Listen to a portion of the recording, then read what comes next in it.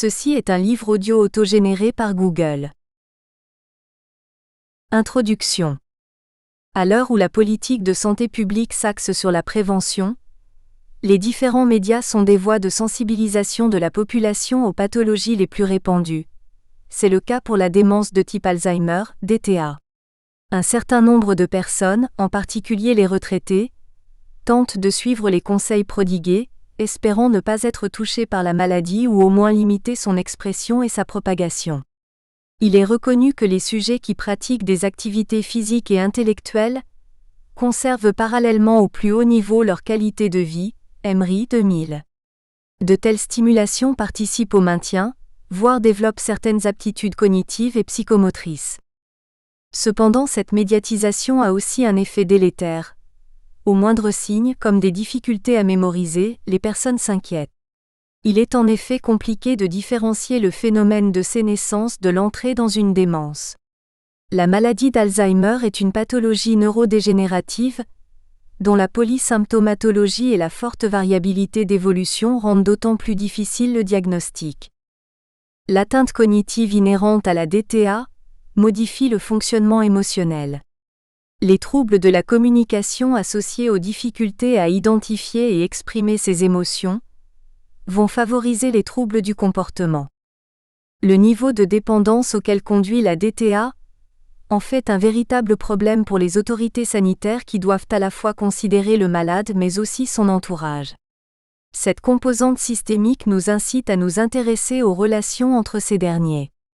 La communication est un outil indispensable pour un meilleur accompagnement, et certaines techniques permettent non seulement de faciliter ces échanges, mais aussi de limiter les troubles comportementaux. Les traitements médicamenteux ont montré leurs limites. Aussi l'approche non médicamenteuse semble être une réponse plus adaptée aux recommandations de la Haute Autorité de Santé. Quels sont donc les outils à notre disposition pour aider au mieux le patient et son entourage ? Pour faciliter le travail des aidants dans cette pathologie où les activités du quotidien sont bouleversées ? Chapitre 1. La DEMENCE de type Alzheimer, DTA. 1. État des lieux. 1.1 Une crise mondiale. Avec l'augmentation de l'espérance de vie, le XXe siècle a vu l'apparition de nouvelles pathologies neurodégénératives. La démence de type Alzheimer, DTA, est la plus connue du fait que parmi les 47,5 millions de personnes atteintes de démence dans le monde en 2015, 60 à 70% souffraient de DTA. Elle constitue avec le sida un des plus grands fléaux de la fin du XXe siècle, du fait de l'absence de traitement curatif. Rousseau 2007. Son étendue géographique ne se restreint plus seulement aux pays développés. Elle connaît notamment une forte augmentation dans les pays en voie de développement, en particulier sur le continent asiatique, où l'on peut noter une augmentation du nombre de cas de 49% entre 2012 et 2015. Les autorités sanitaires s'attendent à ce que le nombre de cas double au niveau mondial, avec des prévisions estimées à 74,7 millions de personnes malades d'ici 2030 et 131,5 millions en 2050. 1.2 En France. La France comporte à l'heure actuelle près de 900 000 personnes souffrant de DTA. Ce chiffre est estimé à 1,3 million d'ici 2020, ce qui correspondra à un Français de plus de 65 ans sur 4, l'équivalent d'une personne par famille. Pour l'heure, un nouveau cas est diagnostiqué toutes les 3 minutes. Pour répondre à ce problème de santé publique, la France avait mis en place 3 plans dédiés spécifiquement à la maladie d'Alzheimer entre 2001 et 2012. Le 4e et dernier plan de santé date de 2014 et s'étend jusqu'en 2019. Il ne concerne pas seulement la DTA mais bien l'ensemble des maladies neurodégénératives. Ce dernier plan possède 3 grandes priorités.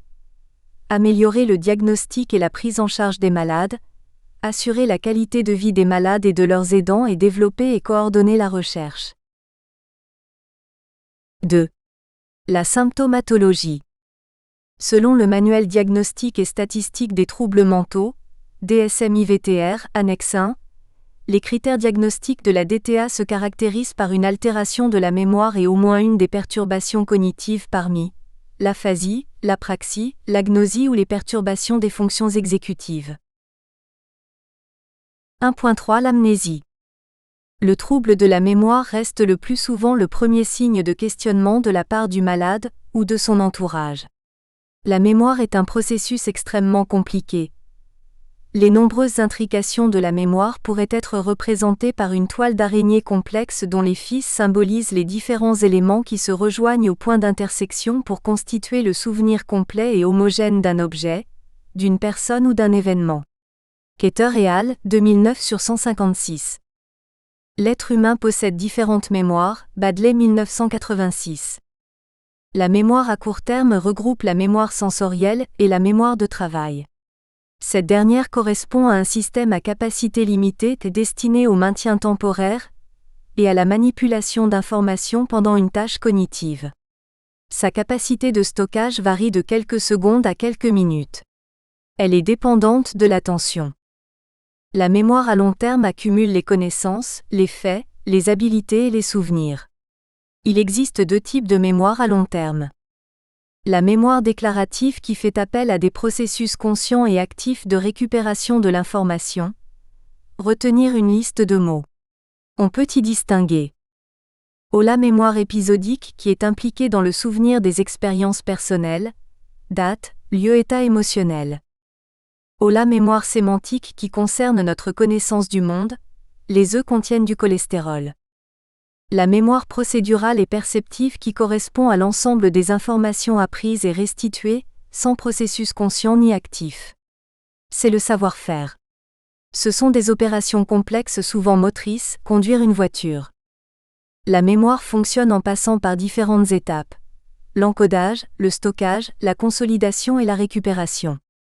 Les difficultés attentionnelles, en lien avec l'altération des fonctions exécutives, auront des conséquences sur le processus d'encodage de l'information. Cette dernière pourra alors être réduite ou modifiée. L'élément stocké dans la mémoire ne sera pas le reflet de la réalité. La complexité du fonctionnement mnésique fait que ce processus cognitif est rapidement altéré lors du vieillissement, touchant particulièrement la mémoire de travail et la mémoire épisodique. La mémoire sémantique est peu touchée avec l'âge, son organisation et son contenu demeurant particulièrement stables au cours du vieillissement. Light, 1992. Ces données suggèrent que le lexique et les connaissances conceptuelles demeurent constants tout au long de la vie. En revanche, on suppose qu'il existe quelques altérations de la mémoire sémantique du fait des difficultés de récupération des mots et des concepts, et du ralentissement de la vitesse de traitement. Burke, McKay, Worsley et Wade, 1991. Les premiers signes d'altération de la mémoire sont semblables à de simples étourdissements. Des oublis de plus en plus fréquents se font ressentir avec une perte de mémoire des souvenirs récents. L'altération de la mémoire épisodique se fait à partir des souvenirs les plus récents, vers les plus anciens. Il est fréquent de rencontrer des malades au stade sévère qui se souviennent parfaitement de leur enfance et de leurs parents, mais qui ne pourront pas vous évoquer leur mariage, ni le fait qu'ils aient eu eux-mêmes des enfants. Ces situations sont difficiles à vivre pour les membres de la famille, qui sont souvent les principaux aidants. On a parfois tendance à réduire la démence de type Alzheimer à une altération de la mémoire, mais en réalité, d'autres symptômes peuvent être associés. 2.2 L'aphasie. Il s'agit d'un trouble de la communication verbale, qui se traduit par la perte de l'émission et ou de la compréhension du langage. L'étiologie consisterait en des lésions neurologiques, en dehors de toute atteinte sensorielle et de l'appareil phonatoire. Il existe différents types d'aphasie. L'aphasie anomique, ou manque de mots décrite communément par le fait d'avoir le mot sur le bout de la langue, sans pouvoir le prononcer. Le malade a tendance alors à faire des périphrases pour exprimer son idée. L'aphasie transcorticale sensorielle, se caractérisant par des troubles de la compréhension avec des capacités de répétition préservées. L'aphasie de Wernicke s'exprimant au travers des troubles de la compréhension et une production contenant de nombreuses paraphasies, souvent vides de sens, mais sans trouble de l'articulation. L'aphasie de Broca dans laquelle la production du langage oral est altérée mais les facultés de compréhension sont préservées. Le risque est que l'entourage pense que la personne ne comprend plus ce qu'on lui dit. Les échanges verbaux ont alors tendance à s'appauvrir et à se limiter du fait de l'absence du retour verbal du malade. L'aphasie mixte présentant des troubles de la compréhension et de la production du langage. L'investissement relationnel avec le malade diminue, la relation étant perçue par les soignants et les aidants de manière unidirectionnelle du fait de l'absence de feedback verbal par le malade. Nous verrons plus loin dans cet ouvrage que même si la communication verbale est altérée, le malade possède d'autres outils de communication. 2.3 L'apraxie. L'apraxie est une altération de la capacité à réaliser une activité motrice malgré des capacités motrices, des fonctions sensorielles et une compréhension des consignes intactes. La personne est dans l'incapacité d'imiter correctement des gestes nécessitant la manipulation d'objets, ou d'exécuter correctement certains gestes symboliques. American Psychiatric Association 2003 sur 172-182. On en rencontre deux principales. L'apraxie idéatoire touche la conception du geste. C'est une atteinte de la représentation de l'action, un déficit de projet. Wernicke l'a défini comme la perte de l'idée du mouvement, Scialom et al. 2011 sur 105. L'apraxie idéomotrice, déficit qui affecte la relation entre le projet et la formule cinétique, Scialom et al. 2011 sur 105. Elle se manifeste par l'impossibilité de réaliser des gestes arbitraires ou symboliques sans le support d'un objet, signe de croix, salut militaire. Sur le plan clinique, on a l'impression que le malade ne sait plus effectuer certains gestes ni se servir d'objets du quotidien comme un téléphone, une brosse à dents, des couverts. Les actes de la vie quotidienne seront difficiles à réaliser, diminuant l'autonomie du malade. 2.4 L'agnosie. Dans le cas d'une agnosie, le malade présente une impossibilité de reconnaître ou d'identifier des objets malgré des fonctions sensitives et sensorielles intactes. American Psychiatric Association 2003 sur 172-182. Le malade présente alors des difficultés à comprendre son environnement et les situations.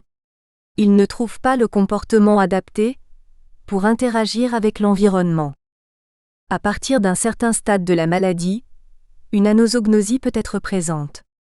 Il s'agit d'une méconnaissance par un malade de son affection cependant évidente, telle qu'une hémiplégie. Garnier de Lamarre, 2006 sur 52. Cette affection rend l'alliance thérapeutique du patient beaucoup plus difficile à obtenir. Le MA ne comprend pas pourquoi il a besoin de prendre un traitement, d'être accompagné dans certains actes de la vie quotidienne comme la gestion administrative.